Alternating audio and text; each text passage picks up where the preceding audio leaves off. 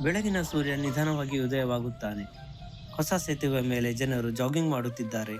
ಆಕಾಶದಲ್ಲಿ ಕೊಕ್ಕರೆ ಪಕ್ಷಿಗಳು ಹಾರುತ್ತಿವೆ. ಒಂದು ಕಡೆ ಅಂಗಡಿಗಳು ನಿಧಾನವಾಗಿ ತೆರೆಯುತ್ತಿವೆ. ಇನ್ನೊಂದು ಕಡೆ ರಸ್ತೆಯನ್ನು ಸ್ವಚ್ಛ ಮಾಡುತ್ತಿರುವ ಕೈಗಳು. ಕೊಪ್ಪ ಸರ್ಕಲ್ನ ಮಧ್ಯದಲ್ಲಿ ನಿಂತಿರುವ ಕುವೆಂಪು ಪ್ರತಿಮೆ ಈ ನೆಲದ ಸಾಹಿತ್ಯ ಹೆಮ್ಮೆಳುತ್ತದೆ.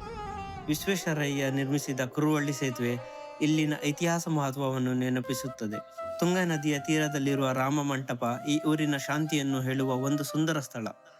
ತುಂಗಾ ನದಿಯ ತೀರದಲ್ಲಿ ಕುಳಿತು ಸೂರ್ಯಾಸ್ತ ನೋಡುವ ಜನರು, ದಿನದ ಕೆಲಸ ಮುಗಿಸಿ ಮನೆಗೆ ಹೋಗುವ ವ್ಯಾಪಾರಿಗಳು, ರಾತ್ರಿ ಆಗುತ್ತಿದ್ದಂತೆ ದೂರದ ಪ್ರಯಾಣದಿಂದ ಬಂದ ಲಾರಿ ಚಾಲಕರು ಇಲ್ಲಿನ ಹೋಟೆಲ್ಗಳಲ್ಲಿ ಊಟ ತಂಗುತ್ತಾರೆ.